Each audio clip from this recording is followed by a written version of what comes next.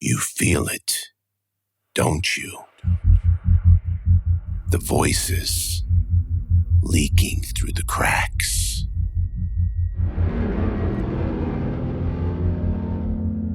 That pressure against the inside of your skull.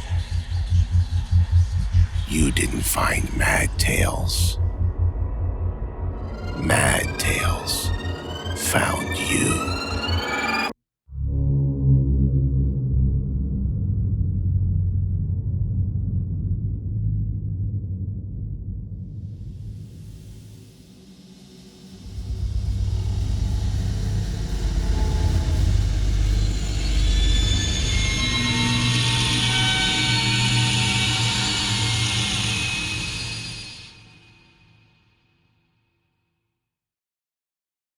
I almost failed 9th grade algebra when I was in 10th grade. I'm not proud of it. I take full responsibility for it. It might please you to know that the failing wasn't necessarily a result of my substandard mathematical skills, although that did have a lot to do with it. I was supposed to be in geometry in 10th grade, but I failed 8th grade math and had to retake it in 9th grade, which meant there I was in algebra as a sophomore. I don't know why I resisted math so much. I think it had to do with my lack of respect for math people in general. They always seemed like humorless stick-in-the-muds to me. And if I'm being honest, my brush with mathematical inadequacy had more to do with a serious case of the I know betters mixed with a sudden manifestation of who gives a crap-itis than any real learning deficiency. Add to that my natural inclinations, a hormonally charged tendency towards magical thinking, and I had myself a serious situation by the time April rolled around my sophomore year. What can I say? I was a stupid teenager. I complained about it to Daddy, but he didn't have anything useful to say. Well, why don't you study more? I'm trying as hard as I can, see? He looked at the open math book on my lap and the half-blank sheet of paper in my binder. Then he looked at the episode of Star Trek I was watching on the TV. It was the one where the crew ends up on the bizarro world of the Enterprise, where everybody is evil, one of my favorites.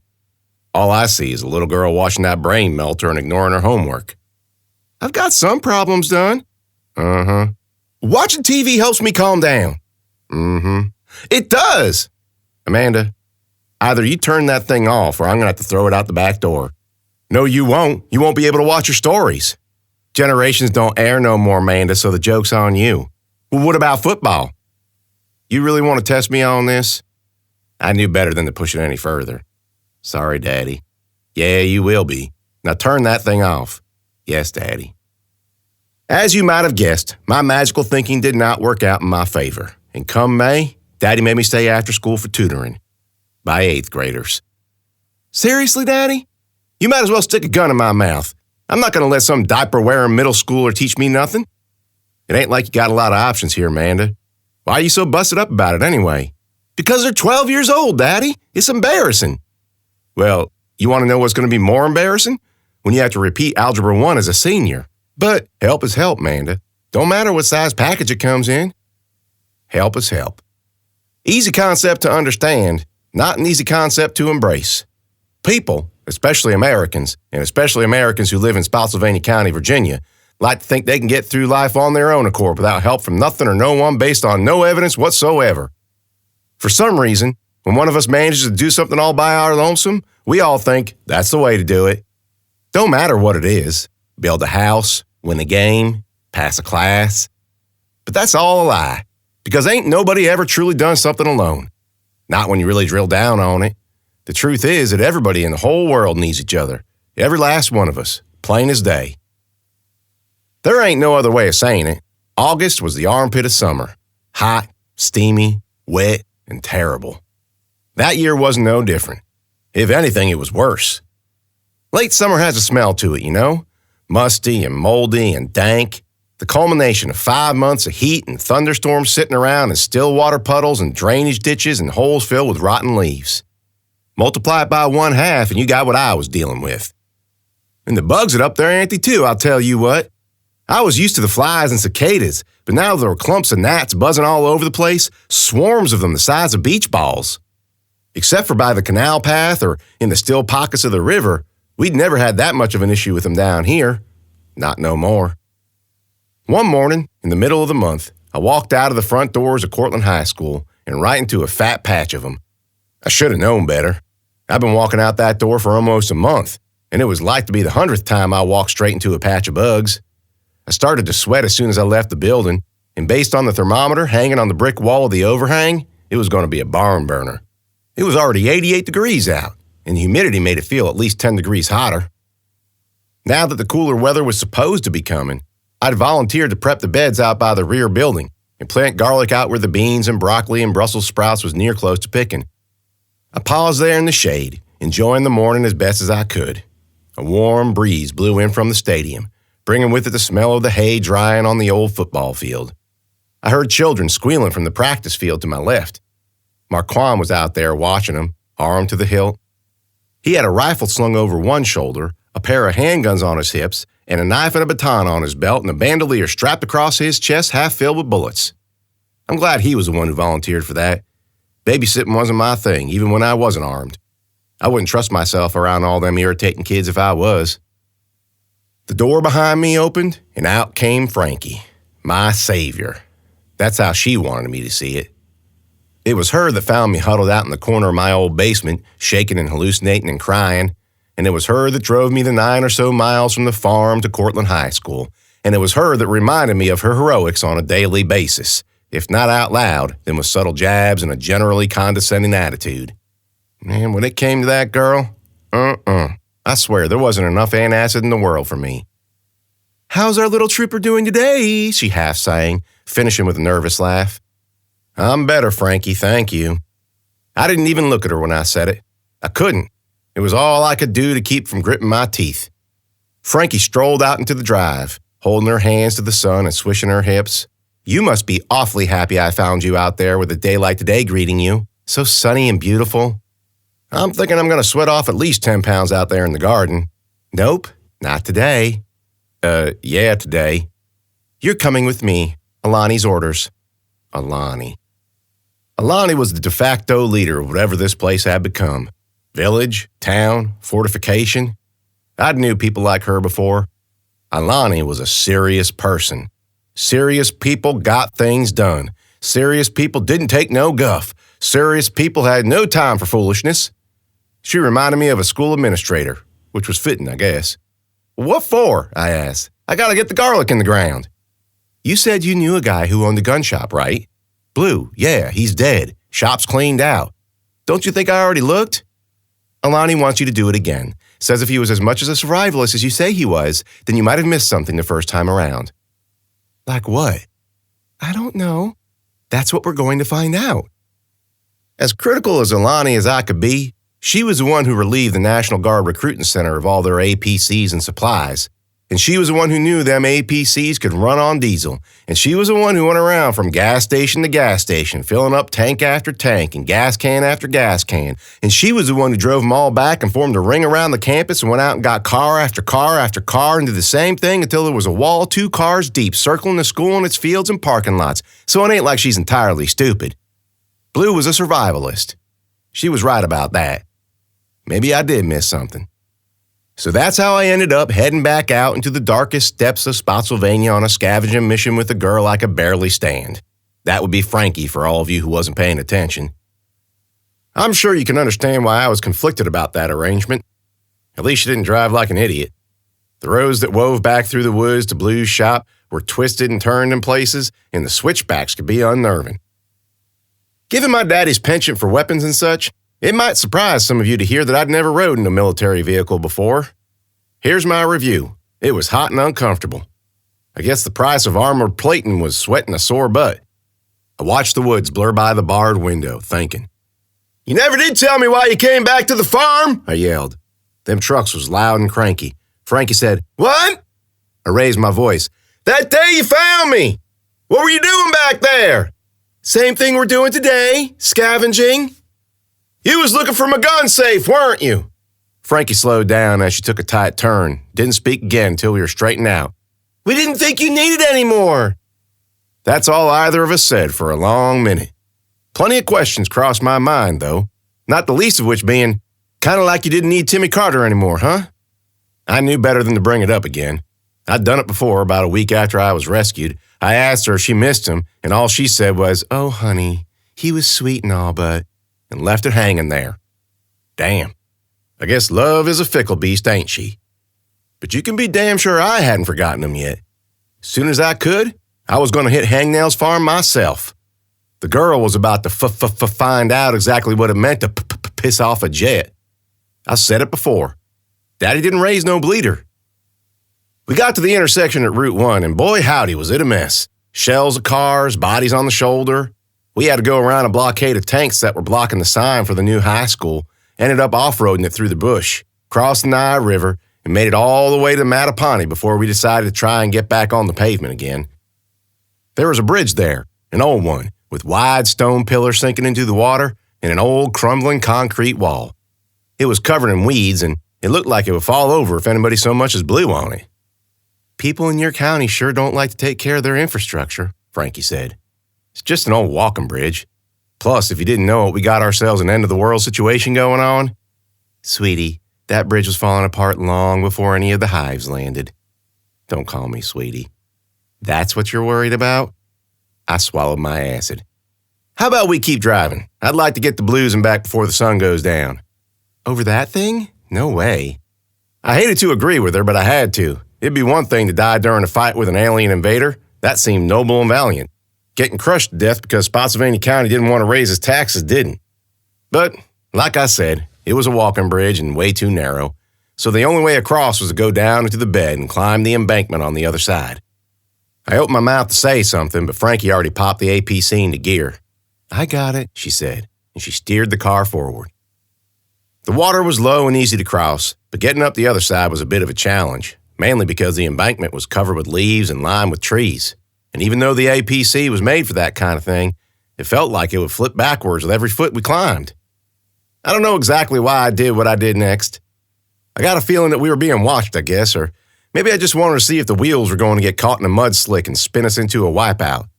Whatever the reason, I rolled the window down, pushed the bars open, and stuck my head out to see what was going on behind us.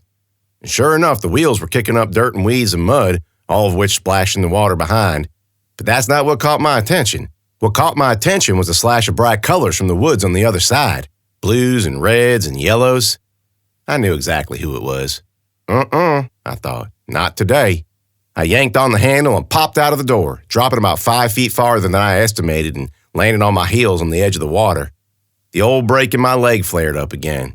I don't mean it broke, but I felt the pressure on the line. Even worse was when I tried to hop onto my other leg to compensate. My foot slipped on a rock and I rolled my ankle.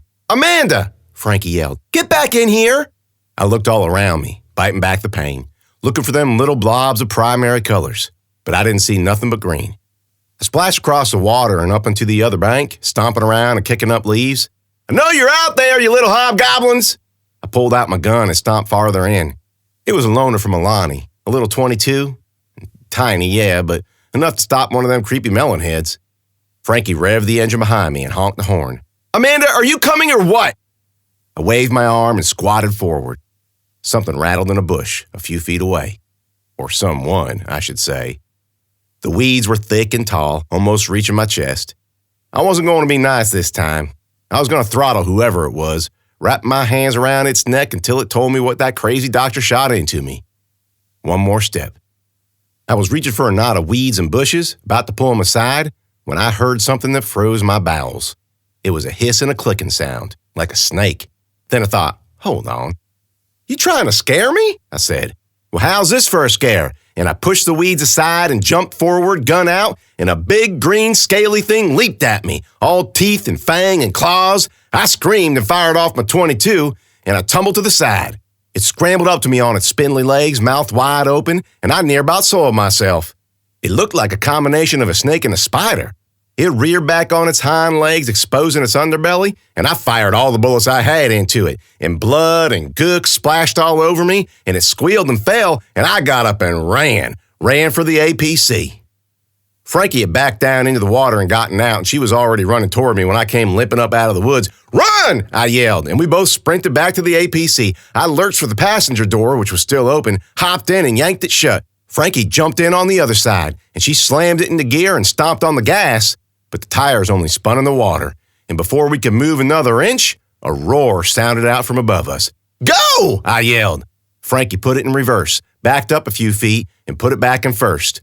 The APC finally caught some traction and we hit that slope hard. But before we made it halfway up, something flew down from above and crashed onto the hood. Frankie screamed and I yelled, "Jesus!" It was a monster, of course. The same one I seen a few months before. The thing with the legs like a kangaroo. Only now I saw the whole thing. And it wasn't just a kangaroo. It had an ape's torso with goat horns growing out its skull. It bared its chest to the sky, loosed another roar, and then started pounding the bejesus out of the windshield, smashing right through it and reaching for Frankie. She fell to the side and right into my lap, and then the thing roared again and swiped its massive paw around the cab, tearing ruts into her leg and shoulder. Then it grabbed her by the waist and ripped her out and threw her away. I saw her body hit the bridge and fall into the rocks below. I fell out the passenger side, narrowly avoiding another swipe of its claws, and splashed into the water. The monster continued to tear the vehicle apart, ripping off the hood and digging into the engine like it was Play-Doh. It smashed the roof and the windows popped, and that's all I needed to see. I got up, turned, and ran. And the thing followed me. I don't think I'd ever ran faster. I dodged pricker vines and branches and saplings the best I could, but the dang thing seemed to be reaching for me, catching at my clothes, my boots, and my arms. The creature didn't have the same problem. It muscled through the undergrowth in the woods the same way it muscled through that armored car, knocking down trees, shattering trunks, leaving a few with sharp hunks of wood jutting up in the air like swords. It got close enough to swing at me, and it would have walloped my head in the pulp if I hadn't tripped on a root. I hit the ground hard, falling flat on my face and knocking the air out of my lungs. I rolled to my right, gasping for breath, and the monster's fist smashed the ground right where I'd just been, and then it was over me. And it smelled rank, too, like wet fur and feral animal, and it roared and carried on, beating its chest, bragging about how strong and tough it was. Then it cocked its arm, preparing to punch my skull into the ground, and I closed my eyes and held out my arms, and then a flurry of shots rang out, machine gun fire. The thing whelped and kicked me aside, and I hit a tree trunk so hard that I thought I broke my back. The first thing I thought was that Alani had sent someone to tail us. Then I thought that maybe there was some other group out there and they'd come to rescue us. Neither one of those was true, because when my vision finally cleared, I saw who it was who'd saved me. Standing among the destroyed tree trunks and shattered logs was Frankie. She was battered and bloody, and her shoulder hung strange, and she looked about to keel over, but she bit back the pain and eyeballed that goat ape thing with a hateful glare I didn't think she had in her. "Mrs.!" The whisper hit my ear so sharp that I hissed. The melonhead girl from the surgery from hell was beside me, blue eyes sparkling. "We're here, Mrs.!" Frankie screamed and fired another burst of bullets at that cangape. That's how I started thinking of it, striking it in the chest and legs, but all that seemed to do was make it even angrier. It charged her and she fired until the clip was empty, dodging at the last second.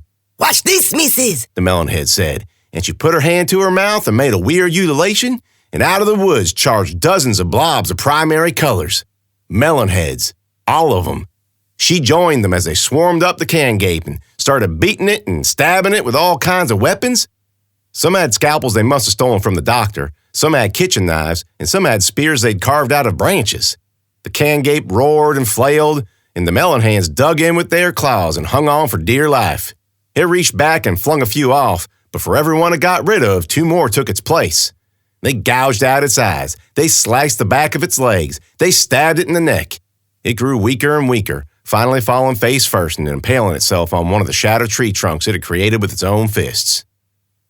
The melonhead girl trotted back to me, blue eyes sparkling, shirt clotted with gore and fur. "See, Mrs.? See what we can do?"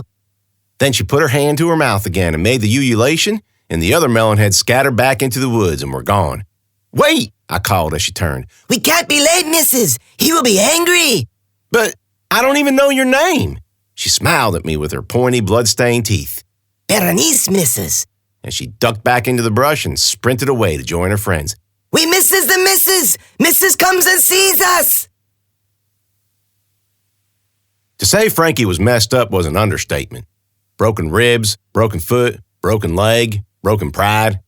The back of her head looked like, well, it looked like she'd fallen 12 feet onto a rock, which was exactly what happened to her.